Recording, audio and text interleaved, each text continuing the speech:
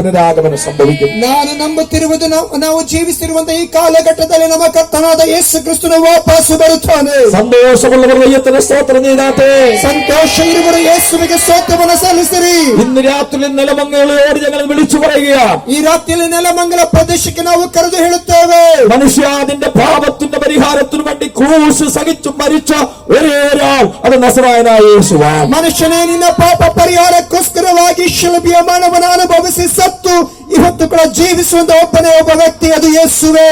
ഒരു കുറ്റവും ചെയ്യാതെ മരണമേറ്റുവാങ്ങിയവൻ നസറായനായ യേശു മാത്രമാണ്. ಯಾವುದೇ ತಪ್ಪನ್ನು ಕೂಡ ಮಾಡದಿದ್ದರೂ ಕೂಡ ಶಿಲುಬೆಯ ಮರಣವನ್ನು ಹೊತ್ತುಕೊಂಡವನು ಆತನು ಮಾತ್ರವೇ. അവൻ മരിച്ചു അടക്കപ്പെട്ട ദൈവമല്ല, അവൻ മൂന്നാം നാൾ ഉയർത്തെഴുന്നേറ്റ ദൈവമാണ്. ಆತನು ಸತ್ತು ಸಮಾಧಿ ಮಾಡಲ್ಪಟ್ಟವನ ಮಾತ್ರವಲ್ಲ, ಆತನ ಮೂರನೇ ದಿನದಲ್ಲಿ ಜೀವಿಸುವಂತ ದೇವರು. ഇന്ന് രാത്രി ഉയർത്തെഴുന്നേറ്റ ക്രിസ്തു നിന്റെ സമീപത്തുണ്ട്. ಈ ರಾತ್ರಿಯಲ್ಲಿ ಪುನರುತ್ಥಾನ ಹೊಂದಿದ ಯೇಸು ನಿನ್ನ ಸಮೀಪದಲ್ಲಿದ್ದಾನೆ. അസമാധാനത്തെ പരിഹരിക്കാൻ, ನಿನ್ನ ಅಸಮಾಧಾನವನ್ನು ನೀಗಿಸಲು, മദ്യപാന ആസക്തിയിൽ നിന്ന് വിടുവിക്കാൻ, ಮದ್ಯಪಾನದ ಆಸಕ್ತಿಯನ್ನು ಬಿಡಿಸಲು, രോഗങ്ങളിൽ നിന്ന് വിടുവിക്കാൻ, ರೋಗದಿಂದ ಬಿಡಿಸಲು, തകർന്ന ജീവിതത്തെ പുതുക്കി പണിയാൻ, ನಿನ್ನ ಒಡೆದು ಹೋಗಿರುವ ಜೀವಿತವನ್ನು ಪುನಃ ಕಟ್ಟುವುದಕ್ಕೆ, അത് മാത്രമല്ല മരണാനന്തരം ഒരു നിത്യജീവൻ തരാൻ ഈ ക്രിസ്തുവിന് കഴിയും. ಅದು ಮಾತ್ರವಲ್ಲ ಮರಣದ ನಂತರವಾಗಿ ನನಗೊಂದು ನಿತ್ಯವಾದ ಜೀವವನ್ನು ಕೊಡುವುದಕ್ಕೆ ಈ ಯೇಸು ಕ್ರಿಸ್ತನ ಶಕ್ತನು.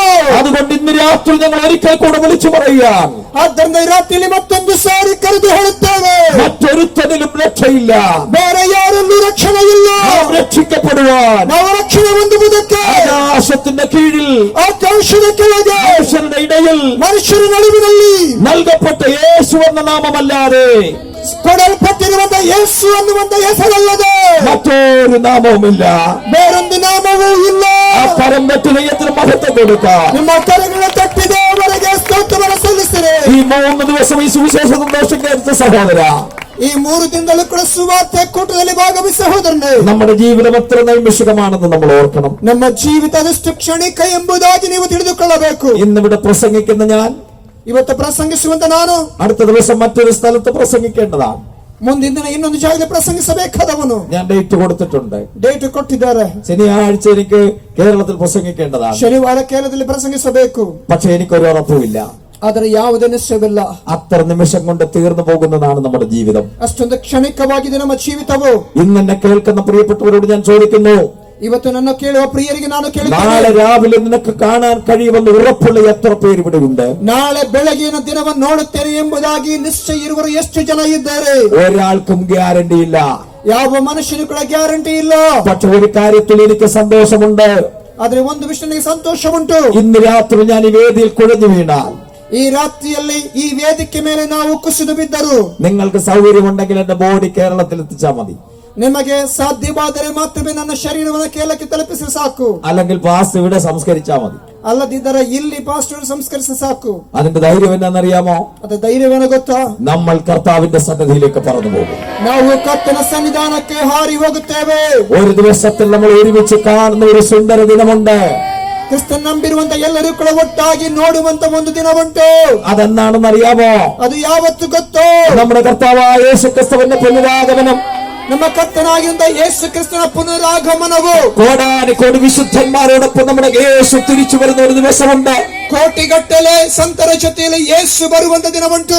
അന്ന് മണ്ണിൽ വിശ്രമിക്കുന്ന മുഴുവൻ വിശുദ്ധന്മാരും അവന്റെ കാഹളനാദക്കെങ്കൽ ഉയർത്തെഴുന്നേൽക്കും. ಅವತ್ತು ಭೂಮಿಯಲ್ಲಿ ಮಣ್ಣಿನಲ್ಲಿ ವಿಶ್ರಮಿಸುವಂತ ಎಲ್ಲಾ ದೇವ ಜನರು ಕೂಡ ಆತನ ಕಾಹಳನಾದದಲ್ಲಿ ತುತ್ತೂರಿ ನಾದದಲ್ಲಿ ಎದ್ದು ಬರುತ್ತಾರೆ. ഇത്തരമൊരു രോഗാതുരമായ മൺമയമായ ശരീരമല്ല, ಈ ರೀತಿಯಾಗಿರುವಂತ ರೋಗಕ್ಕೆ ಅಧೀನವಾಗಿರುವಂತ ಮಣ್ಣಿನಮಯವಾಗಿದ್ದ ಶರೀರವಲ್ಲ, അന്ന് കിട്ടാൻ പോകുന്ന തേജസ്സിന്റെ ശരീരമാണ്. ಅಂದು ನಮಗೆ ತೇಜೋಮಯವಾಗಿರುವಂತ ಶರೀರವು ಲಭಿಸುತ್ತದೆ. പൗലോസ് ഇങ്ങനെയാണ് പറയുന്നത്, ಪೌಲನು ಈ ರೀತಿ ಹೇಳುತ್ತಾನೆ, കൂടാരമായ ഭൗമഭവനം അടിഞ്ഞുപോയാൽ, ಗುಡಾರವಾಗಿರುವಂತ ಈ ಮಣ್ಣಿನ ಶರೀರ ಬಿದ್ದು ಹೋದರು, കൈപ്പണിയല്ലാത്ത ഒരു നിത്യഭവനം നമുക്ക് സ്വർഗത്തിലുണ്ട്. ಕರದಿಂದ ನಿರ್ಮಿಸದೆ ಇರುವಂತ ಒಂದು ಶರೀರವು ನಮಗೆ ಪರಲೋಕದಲ್ಲಿದೆ. ഈ രാത്രി നമുക്കൊക്കെ ഒരു വെല്ലുവിളിയുണ്ട്. ಈ ರಾತ್ರಿ ನಮಗೊಂದು ಸವಾಲುಂಟು. ചില ശക്തികൾ നമ്മളോട് പറയാണ്, നിന്റെ മന്ദിരം പൊളിക്കും.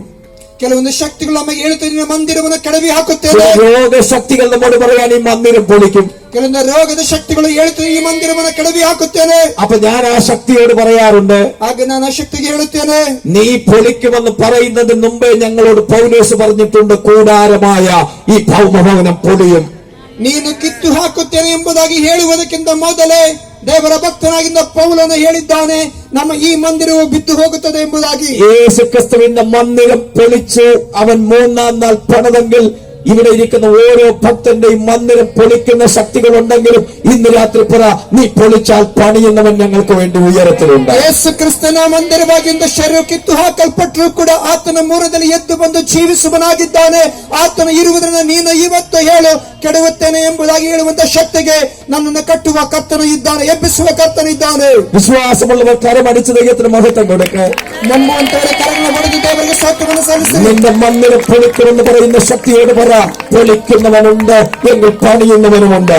ನಿನ್ನ ಮಂದಿರವನ್ನು ಕೆಡವಿ ಹಾಕುತ್ತೇನೆ ಎಂಬುದಾಗಿ ಹೇಳುವಂತ ಶಕ್ತಿಗೆ ಹೇಳು, ನೀನು ಕೆಡವಿ ಹಾಕುವನಾಗಿದ್ದರೆ ಎಬ್ಬಿಸುವಂತ ಕರ್ತನು ಇದ್ದಾನೆ. എപ്പോഴാണ് നമ്മുടെ മന്ദിരം പണിയുന്നതെന്നറിയാമോ? ಯಾವಾಗ ನಮ್ಮ ಮಂದಿರ ಕಟ್ಟಲ್ಪಡುತ್ತದೆ ಗೊತ್ತೋ? യേശു ക്രിസ്തുവിന്റെ പുനരാഗമനത്തിങ്കിൽ ഇവിടെ പൊളിഞ്ഞു പോയ മുഴുവൻ മന്ദിരങ്ങളെ പുതുക്കി പണിയും. ಎಲ್ಲಿ ಬಿದ್ದು ಹೋದಂತ ಎಲ್ಲ ಮಂದಿರಗಳು ಕೂಡ ಯೇಸು ಕ್ರಿಸ್ತನ ಬರಹಣದಲ್ಲಿ ಅದು ಕಟ್ಟಲ್ಪಡುತ್ತದೆ, ಎಬ್ಬಿಸಲ್ಪಡುತ್ತದೆ. ഏതാണ് ആ മന്ദിരം? ಯಾವುದು ಆ ಮಂದಿರ? ശരീരമെന്ന മന്ദിരം. ನಮ್ಮ ಶರೀರ ಎಂಬಂತ ಈ ಮಂದಿರವು. പ്രത്യാശയുള്ളവർ കൈ ഉയർത്തി ദൈവത്തിന് ನಿರೀಕ್ಷೆ സ്തോത്രം. ಇರುವಂತವರು ದೇವರಿಗೆ ಸ್ತೋತ್ರವನ್ನು ಸಲ್ಲಿಸಿ ಮಹಿಮೆ ಸಲ್ಲಿಸಿ. പ്രത്യാശയുള്ളവർ കൈ ഉയർത്തി സ്തോത്രം പറയാ. ನಿರೀಕ್ಷೆ ಇರುವವರ ಮಕ್ಕಳನ್ನು ಎತ್ತಿ ದೇವರಿಗೆ ಮಹಿಮೆಯನ್ನು ಸಲ್ಲಿಸಿರಿ. ഇന്ന് രാത്രി ശരീരത്തിൽ രോഗമുണ്ടെങ്കിൽ ഭാരപ്പെടേണ്ട കാര്യമില്ല. ಇವತ್ತು ರಾತ್ರಿ ನಿನ್ನ ಶರೀರದಲ್ಲಿ ರೋಗವಿದ್ದರೆ ಭಾರಪಡಬೇಕಾಗಿಲ್ಲ. ക്രിസ്ത്യാനി മരണത്തെ ഭയപ്പെടുന്നയാളല്ല. ಒಬ್ಬ ಕ್ರೈಸ್ತವನು ಮರಣವನ್ನ ಎದುರಬೇಕಾದವನಲ್ಲ. ക്രിസ്ത്യാനി മരണം കൊണ്ട് അവസാനിക്കയില്ല. ಒಬ್ಬ ಕ್ರೈಸ್ತವನ ಜೀವಿತ ಮರಣದಿಂದ ಅಂತ್ಯವಾಗುವುದಿಲ್ಲ. ക്രിസ്ത്യാനി മരണം കൊണ്ട് തീരുകയില്ല. ಒಬ್ಬ ಕ್ರೈಸ್ತವನ ಜೀವಿತ ಮರಣದಿಂದ ಮುಗಿಯುವಂತದ್ದಲ್ಲ. ക്രിസ്തുവിൽ ജീവിക്കുന്ന ഒരുവന് നിത്യജീവനാണ് ലഭിച്ചിരിക്കുന്നത്. ಕ್ರಿಸ್ತನಲ್ಲಿ ಬದುಕುವಂತ ಒಬ್ಬ ವ್ಯಕ್ತಿಗೆ ಲಭಿಸಿರುವುದು ನಿತ್ಯ ಜೀವವೇ. മരണത്തിന് ദൈവത്തിന് മഹത്വം കൊടുക്കാട്ടെ. ನಿಮ್ಮ ಕರೆಗಳ ತಟ್ಟಿ ದೇವರಿಗೆ ಮಹಿಮೆಯನ್ನು ಸಲ್ಲಿಸಿರಿ. ഈ രാത്രി നിന്റെ മരണമായാൽ, ಈ ರಾತ್ರಿ ನಿನ್ನ ಮರಣವಾದರೆ, യേശു ക്രിസ്തുവിനെ സ്വീകരിച്ചിട്ടുണ്ടെങ്കിൽ, ಯೇಸು ಕ್ರಿಸ್ತನನ್ನು ಸ್ವೀಕರಿಸಿದ್ದಾರೆ, യേശു ക്രിസ്തുവിനെ രക്ഷകനും കർത്താവുമായി സ്വീകരിച്ചിട്ടുണ്ടെങ്കിൽ, ಯೇಸು ಕ್ರಿಸ್ತನನ್ನು ಸ್ವಂತ ರಕ್ಷಕನಾಗಿ ಕರ್ತನಾಗಿ ಸ್ವೀಕರಿಸಿದ್ದಾರೆ, അവന്റെ കൽപ്പനയായ സ്നാനം അനുഷ്ഠിച്ചിട്ടുണ്ടെങ്കിൽ, ಆತನ ಆಜ್ಞೆಯಾಗಿರುವ ದೀಕ್ಷಾ ಸ್ನಾನವನ್ನು ಹೊಂದಿಕೊಂಡಿದ್ದಾರೆ, അവന്റെ ആത്മാവിന്റെ ശക്തി നിന്റെ മേൽ വന്നിട്ടുണ്ടെങ്കിൽ, ಆತನ ಆತ್ಮನ ಶಕ್ತಿ ನಿನ್ನಲ್ಲಿ ವಾಸವಾಗಿರುವುದಾದರೆ, ഇന്ന് രാത്രി വചനത്തിന്റെ അടിസ്ഥാനത്തിൽ ഞാൻ വിളിച്ചു പറയുന്നു, ಇವತ್ತು ರಾತ್ರಿಯಲ್ಲಿ ವಾಕ್ಯದ ಆಧಾರದಲ್ಲಿ ಹೇಳುತ್ತಾನೆ, ഇന്ന് നീ മരിച്ചുപോയാലും ಈ ರಾತ್ರಿ ನೀನು ಸತ್ತು ಹೋದರೂ കാഹളനാദം കേൾക്കുമ്പോൾ, ಕರ್ತನ ತುತ್ತೂರಿಯ ನಾದ ಕೇಳುವಾಗ, കേൾക്കുമ്പോൾ ತುತ್ತೂರಿ ನಾದ ಕೇಳುವಾಗ, നീ കിടക്കുന്ന സെമിത്തേരിയിൽ നിന്ന് ನೀನು ಬಿದ್ದಿರುವಂತಹ ಸಮಾಧಿಯ ಬಳಿಯಿಂದ തേജസ്സിന്റെ ശരീരത്തിൽ ഉയർത്തെഴുന്നേറ്റ് വരും. ತೇಜಸ್ಸಿನ ಶರೀರ ನಿನ್ನ ಮೇಲಕ್ಕೆ ಎದ್ದು ಬರುತ್ತಿ. പൗലോസ് പറഞ്ഞു, ಪೌಲನು ಹೇಳಿದ, സൂര്യന്റെ തേജസ് വേറെ, ಸೂರ್ಯನ ತೇಜಸ್ಸು ಬೇರೆ, ചന്ദ്രന്റെ തേജസ് വേറെ, ಚಂದ್ರನ ತೇಜಸ್ಸು ಬೇರೆ, നക്ഷത്രവും തമ്മിൽ തേജസ് കൊണ്ട് ഭേദമുണ്ടല്ലോ. ನಕ್ಷತ್ರಕ್ಕೂ ತೇಜಸ್ಸಿಂದ ವ್ಯತ್ಯಾಸವಿದೆ. മരിച്ചവരുടെ പുനരുത്ഥാനവും ഇവണ്ണം തന്നെ. ಈ ರೀತಿಯಾಗಿದೆ ಸತ್ತವರ ಪುನರುತ್ಥಾನವು. ഇന്ന് രാത്രി നീയും ഞാനും ഇവിടെ ഇരിക്കുന്ന വ്യത്യസ്ത കളറുകളിലാണ്. ಈ ರಾತ್ರಿಯಲ್ಲಿ ನಾವು ಇಲ್ಲಿ ಇರುವಂತ ವ್ಯತ್ಯಾಸವಾಗಿದ್ದ ಬಣ್ಣದಿಂದ, പക്ഷെ ഉയർത്തെഴുന്നേൽപ്പിന്റെ ദിവസത്തിൽ ಆದರೆ ಪುನರುತ್ಥಾನದ ದಿನದಲ್ಲಿ തേജസ് ധരിച്ചവരായിട്ട് നമ്മൾ ഉയർത്തെഴുന്നേറ്റ് വരും. ತೇಜಸ್ಸನ್ನು ಧರಿಸಿದವರಾಗಿ ನಾವು ಎದ್ದು ಬರುತ್ತೇವೆ. യേശുക്രിസ്തുവിന്റെ തേജസ്സിന്റെ ശരീരം അങ്ങനെയായിരുന്നു, അതേപോലെയുള്ള ശരീരം നമുക്ക് കിട്ടാൻ പോവുകയാണ്. ಯೇಸು ಕ್ರಿಸ್ತನ ತೇಜೋಮಯವಾಗಿದ್ದ ಶರೀರ ಯಾವ ರೀತಿ ಇತ್ತೋ ಅದಕ್ಕೆ ಸಮನಾಗಿರುವಂತ ಶರೀರ ನಮಗೆ ഈ ಲಭಿಸುತ್ತದೆ. പ്രത്യാശയുള്ള ഒരു ഗ്രൂപ്പ് ഈ ഭൂമുഖത്തുണ്ടെങ്കിൽ അത് ദൈവത്തിന്റെ സഭയാണ്. ಈ ನಿರೀಕ್ಷೆ ಇರುವಂತ ಒಂದು ಗುಂಪು ಜನ ಭೂಮಿಯಲ್ಲಿದ್ದರೆ ಅದು ದೇವರ ಸಭೆಯೇ. സന്തോഷത്തോടെ കൈകൾ വീശി സ്തോത്രം പറയാം. ಸಂತೋಷದ ಕರಗಳ ಎತ್ತಿ ನೀವು ಆರಿಸಿದವರ സന്തോഷത്തോടെ ഇന്ന് രാത്രി ഹല്ലേലൂയ മുഴക്കാം. ಆನದಿಂದ ಹಲ್ಲೆಲೂಯವನ್ನು ಹೇಳಿರಿ. ഇതുവരെ യേശുവിനെ സ്വീകരിച്ചിട്ടില്ലെങ്കിൽ, ಇದುವರೆಗೂ ಯೇಸುವನ್ನು ನೀನು ಸ್ವೀಕರಿಸದಿದ್ದರೆ, ഇതുവരെ യേശുവിന്റെ പാപത്തിന്റെ പരിഹാരകരെന്ന് നീ പറഞ്ഞിട്ടില്ലെങ്കിൽ, ಇದುವರೆಗೂ ಕೂಡ ಯೇಸು ನನ್ನ ಪಾಪಕ್ಕೆ ಪರಿಹಾರಕ ಎಂಬುದಾಗಿ ಎಂಬುದಾಗಿ ನೀನು ಒಪ್ಪಿಕೊಳ್ಳದಿದ್ದರೆ ഈ യോഗത്തിന്റെ സമാപന മിനിറ്റിലേക്ക് നമ്മൾ എത്തുമ്പോൾ ಈ ಕೂಟದ ಕೊನೆ ಸಮಯಕ್ಕೆ ನಾವು ಬಂದಿರುವಾಗ ഇന്ന് രാത്രി ഞാൻ വിളിച്ചു പറയുന്നു, ಈ ರಾತ್ರಿ ಕರೆದು ಹೇಳುತ್ತೇನೆ, നാളെ നിനക്കുണ്ടോ എന്നറിയില്ല. ನಾಳೆ ನಿನಗಿದೆಯೋ ಗೊತ್ತಿಲ್ಲ. ഇന്ന് രാത്രി ഉറങ്ങുന്ന നീ നാളെ എഴുന്നേൽക്കുമോ എന്നറിയില്ല. ಇವತ್ತು ರಾತ್ರಿಯಲ್ಲಿ ಮಲಗುವ ನೀನು ನಾಳೆ ಎದ್ದೇಳುತ್ತೀಯೋ ಗೊತ್ತಿಲ್ಲ. പണക്കാരനും പാവപ്പെട്ടവനും ഒരുപോലെ മരണത്തിന് അധീനനായി തീരുകയാണ്. ಶ್ರೀಮಂತನು ಬಡವನು ಒಂದೇ ರೀತಿಯಲ್ಲಿ ಮರಣಕ್ಕೆ ಅಧೀನನಾಗುತ್ತಾನೆ. എന്നാൽ ഇന്ന് രാത്രി യേശുവിനെ സ്വീകരിച്ചാൽ, ಆದ್ರೆ ಈ ರಾತ್ರಿಯಲ್ಲಿ ಯೇಸುವನ್ನು ಸ್ವೀಕರಿಸಿದರೆ നീ മരിച്ചാലും ഉയർക്കുന്ന ഒരു ദിവസമുണ്ട്. ನೀನು ಸತ್ತರೂ ಕೂಡ ಎದ್ದು ಬರುವ ದಿನವಿದೆ. നീ മരിച്ചാലും ഉയർക്കുന്ന ഒരു ദിവസമുണ്ട്. ನೀನು ಸತ್ತರೂ ಕೂಡ ಎದ್ದು ಬರುವ ದಿನವಿದೆ. ഇന്ന് രാത്രി യേശുവിന്റെ നാമത്തിൽ ഞങ്ങൾ വിളിച്ചു പറയാം, ಈ ರಾತ್ರಿಯಲ್ಲಿ ಯೇಸುವಿನ ನಾಮದಲ್ಲಿ ಕರೆದು ಹೇಳುತ್ತೇವೆ, യേശു നിന്റെ പാപത്തിന്റെ പരിഹാരകൻ, ಯೇಸುವೇ ನಿನ್ನ ಪಾಪ ಪರಿಹಾರಕ, യേശു നിന്റെ രക്ഷകൻ, ಯೇಸುವೇ ನಿನ್ನ ರಕ್ಷಕನು, യേശു നിന്റെ സമാധാനത്തിന്റെ നായകൻ. ಯೇಸು ನಿನ್ನ ಸಮಾಧಾನ ಕೊಡುವಾತನು. ആ ക്രിസ്തു കാൽവറിയിൽ മരിച്ചത് നിനക്ക് വേണ്ടിയാണ്. ಆ ಕ್ರಿಸ್ತನು ಕಲ್ವಾರಿ ಶಿಲುಬೆಯಲ್ಲಿ ಪ್ರಾಣ ಕೊಟ್ಟಿದ್ದು ನಿನಗಾಗಿಯೇ. ഒരു നിമിഷം നമുക്കെല്ലാം